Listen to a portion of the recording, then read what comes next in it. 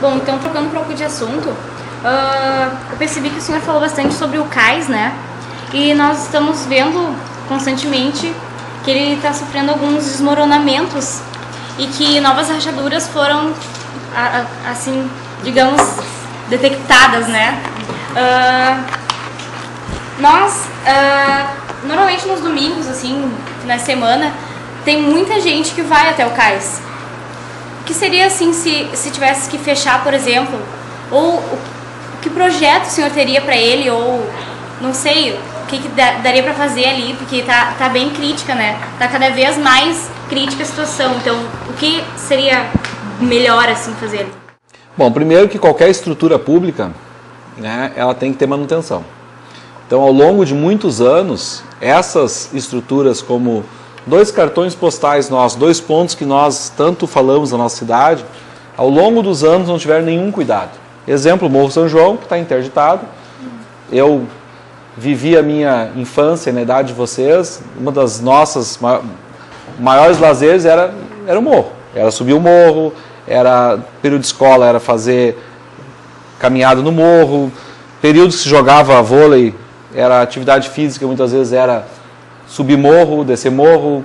Então o morro é uma atividade, é um ponto turístico da cidade, de valorização da cidade, que não teve manutenção e hoje está interditado, por conta de não ter uma manutenção.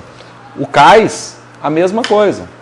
Ao longo de muitos anos, aquilo lá, nós temos uma estrutura que foi feita já há muitas décadas e que não sofreu ao longo do tempo nenhuma manutenção.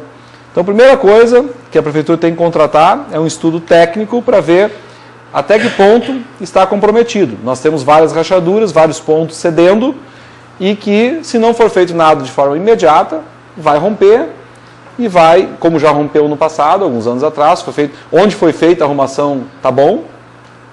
Mas a primeira coisa é, quando se tem um problema, ou aparentemente um problema, tem que se fazer o diagnóstico. Eu sempre digo, compare isso ao médico. Nós não vamos no médico e ele começa pelo remédio, ele começa pelo exame. Então a primeira coisa que tem que fazer é um diagnóstico, identificar quais são os problemas e depois tratarmos de engenharia para a recuperação desses pontos onde o cais pode sofrer algum abalo. E isso visualmente, mesmo não sendo engenheiro, a gente já percebe que existem problemas sérios a serem enfrentados. Isso também precisa um envolvimento de autorização de órgãos estaduais para que isso aconteça, não é só a prefeitura que define. Então precisa um estudo mais detalhado, mas precisamos ampliar a utilização dele também. Então qual é a minha ideia? É de que se tenha uma ampliação dos espaços de lazer no cais.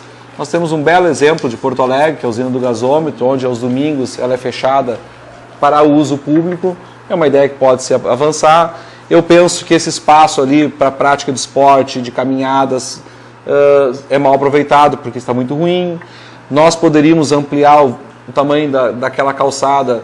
Os bancos, ao invés de estar de costa para o rio, poderiam estar de frente para o rio, para que a gente pudesse visualizar o rio, contemplar o rio.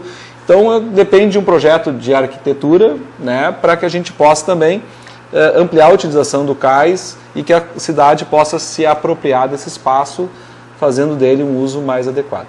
É comprovado que, o senhor falou de esporte, lazer, é comprovado que o esporte tira as pessoas da droga. Existe algum plano para isso? Esporte aqui no Montenegro? Dentro do projeto que se fala de políticas para a juventude, nós queremos linkar algumas questões da educação, saúde, linkados com projetos para a juventude, né? Então nós temos uma grande... quando se trata da causa e não da consequência, nós vamos começar falando, nós temos como consequência o uso de droga. Nós temos que identificar quais são as causas disso, né? E como nós tratarmos essas questões. Então o esporte é um bom caminho para que a gente possa combater o resultado final indesejado, que é o uso de droga.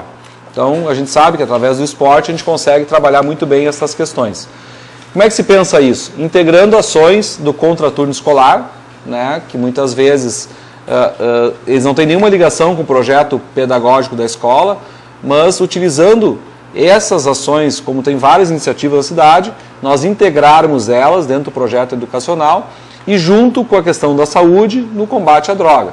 Então não adianta muitas vezes nós só incentivarmos lá uma escolinha de futebol se não está integrado com o projeto pedagógico de alguma escola e se não tem uma orientação a mais que trate da questão psicológica também. Então nós podemos trabalhar em conjunto com a Secretaria da Saúde, Secretaria de Educação, Esporte e Lazer, para que essa atividade tenha como resultado também o combate e a prevenção ao uso de drogas.